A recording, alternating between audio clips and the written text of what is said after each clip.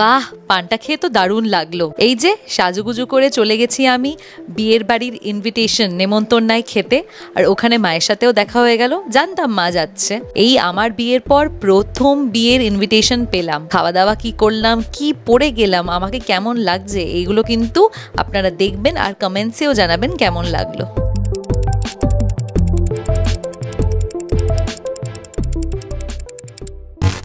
Hello everyone, welcome back to my channel Uronchondi.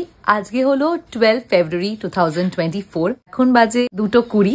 আমি এখন আমার অফিসের কাজ করছি, কিন্তু পাশে কিন্তু একজন এখনো ওঠেনি। দেখি না, ওঠ না একবার। কানে আবার ইয়ারফোন দিয়ে রাখে কেন? ও স্লিপিং সাউন্ড শোনে, স্লিপিং যে মিউজিকগুলো। কেন সকালে উঠে আমি কাজে বসে যাই তো ওর খুব ডিস্টার্ব হয়। আজকে ব্লগটা মেনলি করছি হলো আজকে আমার মায়ের খুব ছোটবেলার বন্ধুর মেয়ের বিয়ে, তো আমরা ওইখানে ইনভিটেশন পেয়েছি, ওখানে আমি আর রনেত যাব, মাও যাবে। কি পরবো সেটা আপনাদেরকে দেখাই। এটা জায়গাটা দেখে হাসবেন না কেন, আমার কাবার্ড ওইদিকে। এটা হলো রনেতের সাইড আর এইটা হলো আমার সাইড। মাঝখানের যে এরিয়াটা না, ওটা এখন আমরা আমাদের ল্যাপটপ রেখেছি, অন্য জিনিসপত্র রাখা, দাদুর ছবি রাখা। তো আমি এখানে রেখেছি আমার শাড়ি, আর ভেতরেও আছে। আর এখানে ইম্পর্টেন্ট ডকুমেন্টস আর ওইসব রাখা, ওই জায়গাটাকেও খালি করবো যাতে ওই জায়গাটাও ইউটিলাইজ করা যায়। সো আমি ভেবেছি এইটা পরবো। এটা হলো একটা কাঞ্জিভারাম শাড়ি। এটা কিন্তু হায়দ্রাবাদ থেকে আনা, আমাকে আমার শ্বশুর মশাই দিয়েছিল আগে যখন আমাদের রেজিস্ট্রি হয়েছিল তখন।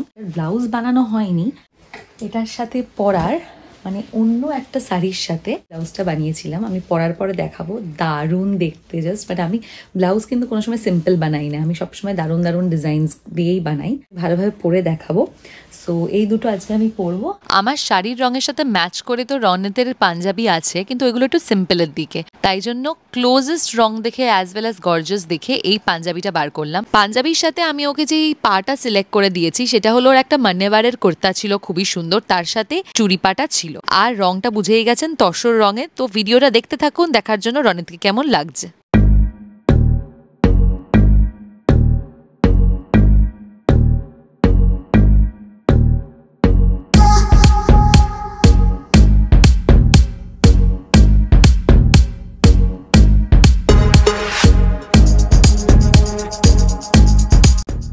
রেডি হয়ে গেছি আমরা, এবার যাচ্ছি। 6টা নাগাদ ভেবেছিলাম বেরোবো, শিফট করে রেডি হয়ে যাচ্ছি। তাই জন্য আজকে আমি সকালে শিফট করে নিয়েছি, নাহলে অ্যাকচুয়ালি কিন্তু আমার রাতের শিফট।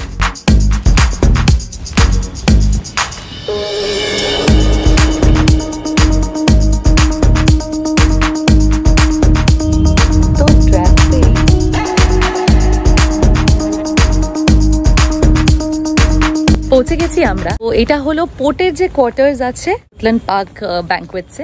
দারুণ লাগছে, খুব সুন্দর লাগছে। তোমাকে তো ভালো লাগছে? চলো, এইটা হলো মেন এন্ট্রান্স।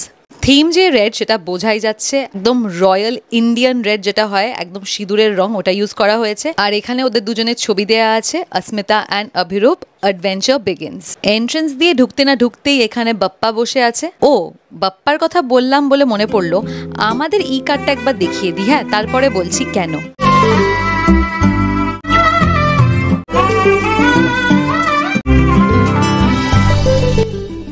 একটা ডিসক্লেমার দিয়ে দিচ্ছি, সেটা হলো এটা কিন্তু পুরো ই কার্ডটা না, পুরোটা দেয়া যায়নি। ফার্স্ট অফ অল কপিরাইট হবে মিউজিকের, পুরো ইনফরমেশন দিতে পারবো না অবভিয়াস রিজনস এর জন্য। সোশ্যাল মিডিয়াতে দেওয়ার কারণটা হলো যদি কেউ ইন্টারেস্টেড থাকেন ই কার্ড বানানোর জন্য, সে ওয়েডিং হোক, রিসেপশন, বার্থডেজ, কোনো অকেশন হোক, রনেত মানে আমার হাজবেন্ড কিন্তু ই কার্ডস বানায়। যদি আপনারা ইন্টারেস্টেড থাকেন আপনারা কমেন্টসে আমাকে জানাতে পারেন। ভেতরে এসে গেছি, এবার সব থেকে প্রথমে আপনাদেরকে ভেতরের ডেকোরেশন আর কোণেকে দেখিয়ে দিই।